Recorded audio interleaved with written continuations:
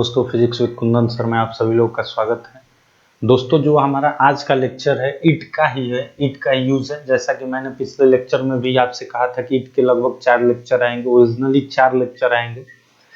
तो ये लेक्चर चौथा ही लेक्चर है, या आप देख सकते हैं। सबसे पहले हम लोग कौन सा पढ़े थे? सबसे पहले मौसम संबंधित वाक्य, फिर समय संबंधित वाक्य, फिर उसके बाद हम लोगों ने देखा था जोड़ देने वाले वाक्य, और फिर चौथा जो लेक्चर होगा दोस्तों, ये एक घड़ी में जो एक अलग टाइप के हम लोग जनरल लैंग्वेज में बात कर रहे हैं, उसके लिए जैसे घड़ी मिलाना, घड़ी में चाबी देना, या कितना बज रहा है, इस टाइप के कुछ मिक्सअप टाइप के क्वेश्चन जो एक अलग दायरे में पूछे जाते हैं, जो काफी बच्चों को कंफ्यूज करता है। तो इसी चीज को हम लोग जानेंगे और इसी चीज को आज हम लोग ट्रांसलेट करना सीखेंगे। एक बार आप सीख गए तो फिर प्रॉब्लम दूर हो जाएगी। घड़ी से रिलेटेड टाइम, मौसम में कैसे ईट का यूज होता है, और इसके यूज करते हुए कैसे how to translate a subject, it का यूज करते हुए कैसे हिंदी से इंग्लिश में ग्रामर को ट्रांसलेट किया जाता है, इसी के बारे में बताया जाएगा। तो आज चौथा लेक्चर है ईट पे। तो चलिए दोस्तों, बिना देर किए हुए हम लोग अपने मेन टॉपिक पे आते हैं। तो आपके सामने एग्जाम्पल दिख रहा है पहला, कितना बज रहा है। तो बहुत सारे बच्चे कह देंगे कितना का हाउ मेनी या हाउ मच। तो नहीं दोस्तों, कितना बज रहा है घड़ी में, तो इसके लिए होता है what, WHAT, what. O'clock, O comma देके क्लॉक लिखिए, CLOCK, व्हाट ओ क्लॉक। अब चूंकि ये क्वेश्चन वर्ड है, इसके बाद हेल्पिंग वर्ब होगा, तो क्या होगा? इज। क्या हो जाएगा दोस्तों? इज। यहां पर होगा इज और ये लगेगा इट, बन गया what o'clock is it, कितना बज रहा है। इसका जो बनेगा what o'clock is it, कितना बज रहा है। अब देखिए तुम्हारी घड़ी में कितना बज रहा है, तो कितना का क्या होगा दोस्तों? What o'clock, WHAT, what o'clock, OCLOCK, what o'clock. अब देखिए व्हाट ओ क्लॉक हो गया, ये इज इट, इट। अब तुम्हारी घड़ी में, तो by your watch, YOUR, watch, WATCH, by your watch. तो इस तरीके से अगर कितना बज रहा है तो व्हाट ओ क्लॉक का यूज होता है, उसके बाद हेल्पिंग वर्ब यूज होगा, और फिर इट का यूज होगा। फिर तुम्हारी घड़ी में यानी तुम्हारी घड़ी द्वारा कितना बजाया जा रहा है, तो what o'clock is it by your watch. उसकी घड़ी में कितना बज रहा है, तो इसके लिए कितना बज रहा के लिए क्या होगा दोस्तों? व्हाट, तो आप समझ ही गए होंगे, what o'clock, CLOCK, is it. अब उसकी घड़ी में, तो बाई। अब देखिए दो चीजें हो सकती है, तो उसकी घड़ी में, तो अगर मेल लोगे यानी मैस्कुलिन जेंडर यानी पुरुष को लोगे, मेल लोगे तो हिज होगा। अगर स्त्रीलिंग लोगे यानी फीमेल लोगे तो क्या होगा? हर। तो हम लोग पुरुष ही लेके चलते हैं, हिज। यहां पर हिज या हर दोनों का यूज आप कर सकते हैं। वॉच, WATCH, उसकी घड़ी में कितना बज रहा है। ठीक है, चलिए अब सीता की घड़ी में कितना बज रहा है, तो लिखेंगे what o'clock, what o'clock, CLOCK, what o'clock is it by Sita, SITA, Sita's, यानी एपोस्ट्रोफी एस दिया जाएगा, वॉच, WATCH। मैंने दोस्तों आपको बताया था कि आप एपोस्ट्रोफी एस यानी कॉमा देके एस जुड़ते हैं तो इसको बोलते हैं एपोस्ट्रोफी एस।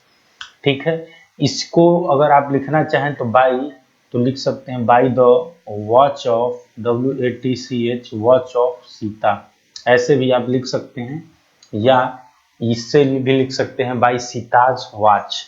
तो ये जो एपोस्ट्रोफी एस का यूज कैसे किया जाता है, इसके लिए भी एक अलग सा लेक्चर होगा। जैसा कि मैंने आपसे वादा किया है कि जब ग्रामर सेक्शन में लेके चला हूं तो बिल्कुल मैं बेसिक से उठा के लेके चला हूं, ताकि कोई भी स्टूडेंट हो जिन्हें इंग्लिश में काफ़ी प्रॉब्लम होती है, तो सबसे पहले वो अपने बेसिक को मजबूत कर लें। जब उनके बेसिक मजबूत हो जाएगा जब वो हिंदी में ट्रांसलेट करना सीख जाएंगे, हिंदी टू इंग्लिश, तो फिर उनको कोई भी कॉम्पिटिटिव एग्जाम में तैयारी करने जाएंगे, जैसे CGL हुआ, SSC हो, SSC से रिलेटेड जितने भी एग्जाम्स हैं, बैंकिंग है, उसके साथ साथ डिफेंस में भी जैसे एयरफोर्स ने भी, NDA CDS वगैरह में भी अगर इंग्लिश पूछा जाता है तो उसमें आपको फिर इंग्लिश टू इंग्लिश समझने में आपको काफ़ी हेल्प करेगा। और फिर आप यूपी बोर्ड या हिंदी बोर्ड से पढ़े हुए स्टूडेंट हैं तो फिर आपको इंग्लिश में कहीं प्रॉब्लम नहीं आएगी। एक यूपी बोर्ड के बच्चे को काफ़ी प्रॉब्लम क्रिएट करना पड़ता, समस्या होती है कब, जब उसे डायरेक्ट इंग्लिश टू इंग्लिश समझता है तो समझ ही नहीं पाता है कि किस वर्ड का कहाँ यूज हुआ है। इसलिए पहले आप बेसिक मजबूत करें, जब बेसिक मजबूत हो जाएगा तो फिर कोई प्रॉब्लम नहीं आएगी दोस्तों। फिर आप कहीं भी कोचिंग कर लें या किसी भी टीचर से पढ़ें, बस आपको बड़े आसानी से समझ में आ जाएगा। हमारा बस दायरा ये है कि मैं आपको एक अच्छे लेवल से गाइड कर दूं ताकि आपकी प्रॉब्लम दूर हो जाए, फिर आप अपने कोचिंग, ट्यूशन, होम ट्यूशन या जहाँ भी पढ़ते हैं वहाँ आप तैयारी करते रहें, फिर आपकी प्रॉब्लम दूर हो जाएगी। चलिए दोस्तों, अगला जो हमारा लेक्चर है इसी में घड़ी में चाबी देना। जैसे आप कहते हो कि मैं घड़ी में रोज चाबी देता हूँ, मतलब घड़ी में चाबी देना, तो चाबी देने के लिए वाइंड, WIND, वाइंड का मतलब होता है घड़ी में चाबी देना, यानी चाबी देना। वाइंड का सेकंड फॉर्म होता है वाउंड, WOUND, और थर्ड फॉर्म होता है वाउंड, WOUND।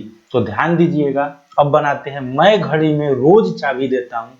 तो ता है, ती है, ते है, तो प्रेजेंट इंडेफिनिट टेंस है, और प्रेजेंट इंडेफिनिट टेंस का रूल कहता है कि जब फर्स्ट पर्सन हो, जब सब्जेक्ट सिंगुलर हो तो उसके साथ वर्ब में के फर्स्ट फॉर्म एस या ईएस जुड़ते हैं, लेकिन जब प्लूरल सब्जेक्ट हो तो उसके साथ सिर्फ वर्ब का फर्स्ट फॉर्म यूज करते हैं। तो दोस्तों आई भी सिंगल ही होता है लेकिन इसको प्लूरल्स माना जाता है, इसलिए हम इसके साथ फर्स्ट वर्ब का फर्स्ट फॉर्म ही यूज करेंगे। तो अगर हम लोग बनाए तो आई, और चाबी देना का क्या होगा दोस्तों, वाइंड, WIND, तो आई वाइंड क्या होगा, आई वाइंड किसमें, द वॉच, घड़ी में, the watch, WATCH, the watch, I wind the watch क्या हो जाएगा, डेली, DAILY, डेली। अब देखिए घड़ी में चाबी दे दो, यह एक कह सकते हैं कि घड़ी में चाबी दे दूं, यहाँ पर एक कह सकते हैं कि ये ये कमांड वाले वाक्य हैं। जैसे यहाँ पर हम ऑर्डर दे रहे हैं कि घड़ी में चाबी दे दो, तो इसके लिए हम लोग यूज करेंगे वो क्या है, ये ऑर्डर वाले वाक्य हैं तो वर्ब का फर्स्ट फॉर्म यूज होता है। तो यहाँ पर चाबी देना का क्या होता है दोस्तों, wind, wind the watch, wind the watch. तो दोस्तों आपको घबराने की जरूरत नहीं है कि ये कहाँ से आ गया। जब मैं आपको रिक्वेस्ट ऑर्डर वाले जो वाक्य होते हैं, एडवाइस वाले वाक्य, जिसमें जब मैं पढ़ाऊंगा तो आपको बताऊंगा कि कैसे कैसे इनको भी ट्रांसलेट किया जाता है। बस हमारा मेन फोकस है how to translate a subject. बस एक एक पॉइंट जिसे आप सब्जेक्ट कहते हैं बड़े आसानी से आपको पढ़ा दिया जाता है कि जैसे ही सेंटेंस स्टार्ट हुआ, टेंस से स्टार्ट करते हुए सारी कहानी बता दी जाती है। लेकिन दोस्तों एक्चुअल में सब्जेक्ट को अगर आपने पहचान लिया तो आपकी आधी प्रॉब्लम ही दूर हो जाती है, क्योंकि सब्जेक्ट ही सबसे बड़ी जड़ होती है जो हमें समझ में ही नहीं आता है कि कौन सब्जेक्ट है कौन ऑब्जेक्ट है। तो सब्जेक्ट को पहले समझिए, और सब्जेक्ट को समझने के लिए ही इतने बड़े लेक्चर को आपको लगभग बनाया जा रहा है। लगभग 30 लेक्चर आएंगे, उम्मीद करता हूँ ये 23वां लेक्चर है, 23rd लेक्चर, काफी बड़ा सीरीज है how to translate a subject. बस इसी को समझाने के लिए इतनी बड़ी लेक्चर को लिया जा रहा है ताकि आपको कहीं भी प्रॉब्लम ना हो। चलिए आगे देखते हैं, मैंने घड़ी में चाबी दे दिया है। तो दिया है, या है, ई है, ये है, present indefinite, present perfect tense बोला जाता है। देखिए दोस्तों, प्रेजेंट परफेक्ट टेंस ना बोल के उसे परफेक्ट टेंस बोला जाता है, तो प्रेजेंट परफेक्ट टेंस है। तो ये इसमें has, have plus third form लगता है। तो आई, और आई के साथ प्लूरल हेल्पिंग वर्ब होगा, तो आई हैव, और वाइंड दे दिया है तो चाबी देना का क्या होगा, वाइंड। वाइंड का सेकंड फॉर्म वाउंड, और थर्ड फॉर्म क्या होता है, वाउंड। तो हैव के साथ थर्ड फॉर्म लगता है, तो I have wound, WOUND, wound the watch, WATCH। तो I have wound the watch. तो उम्मीद करता हूं दोस्तों आप ये अलग अलग डिफरेंट टाइप के जो आपको टेंस बनाने को मतलब सेंटेंस बनाने को मिल रहे हैं, वाक्य बनाने को मिल रहे हैं हिंदी से इंग्लिश, तो आपको चीज़ें क्लियर हो रही होंगी धीरे धीरे। देखिए इसके लिए आप प्रैक्टिस करें, बार बार प्रैक्टिस करें, इन्हीं चीज़ों को बार बार दिमाग में ले, बार बार प्रैक्टिस करें कि कॉपी पे लिखे, नोट्स बनाएं, बार बार उसे दोहराएं, तभी चीज़ें सेटअप होती हैं। ठीक है, चलिए अगला जो है दोस्तों हमारा है टॉपिक घड़ी मिलाना। तो घड़ी मिलाने का इंग्लिश होता है synchronise the watch. Synchronise the watch, spelling मैं बोल दे रहा हूँ SYNCHRONIZE, सिंक्रोनाइज द वॉच, घड़ी को मिलाना। तो अब देखो घड़ी मिला दो, तो यहाँ भी ऑर्डर का सेंस आ रहा है कि घड़ी मिला दो। तो किसी ने आपसे कहा कि घड़ी मिला दो, तो बस वर्ब का फर्स्ट फॉर्म लगेगा synchronise, SYNCHRONIZE,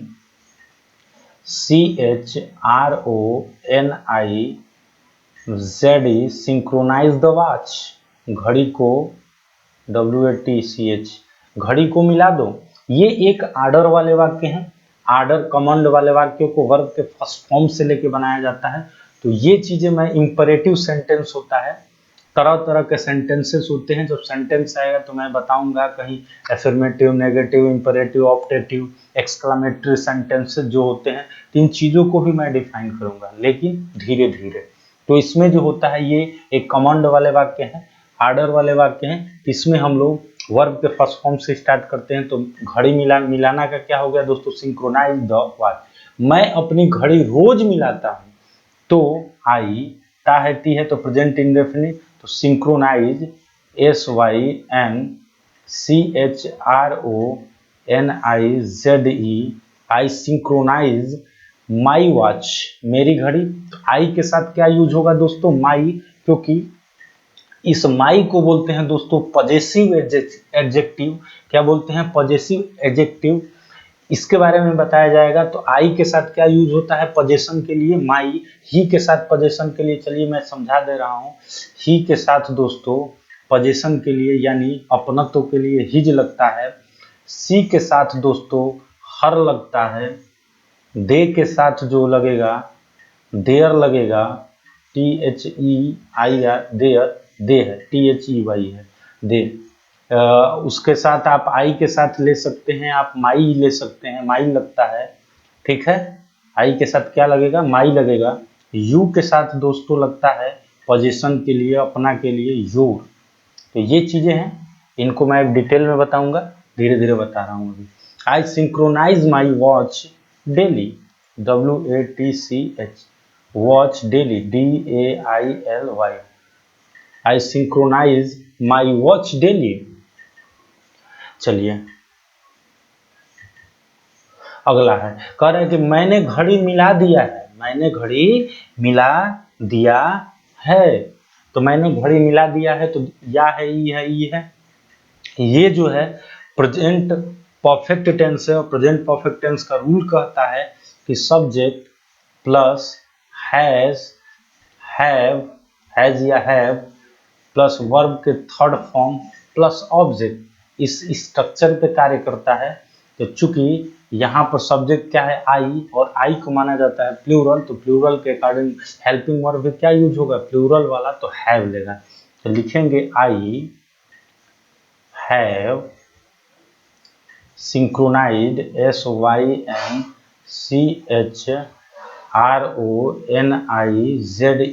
synchronised the watch, WATC। तो इस तरीके से दोस्तों आपने तीन प्रकार के स्ट्रक्चर को देखा। पहला स्ट्रक्चर ये था कितना बज रहा है, मेरी घड़ी में कितना बज रहा है, राधा की घड़ी में कितना बज रहा है, सीता की घड़ी में कितना बज रहा है, तो व्हाट ओ क्लॉक का यूज करते हैं। फिर आपने देखा कि घड़ी में चाबी देना, तो घड़ी में जो चाबी देते हैं उसके लिए वाइंड का यूज करते हैं, उसका सेकंड फॉर्म होता है वाउंड, और थर्ड फॉर्म होता है वाउंड, WOUND। और घड़ी मिलाने के केस को बोलते हैं synchronize the watch, SYNCHRONIZE, synchronize the watch. इस तरीके से दोस्तों उम्मीद करता हूँ आपको ये लेक्चर अच्छा लगा होगा। अगर आपको ये वीडियो पसंद आया हो तो लाइक करें, सब्सक्राइब करो, ज़्यादा से ज़्यादा शेयर करें। थैंक्स।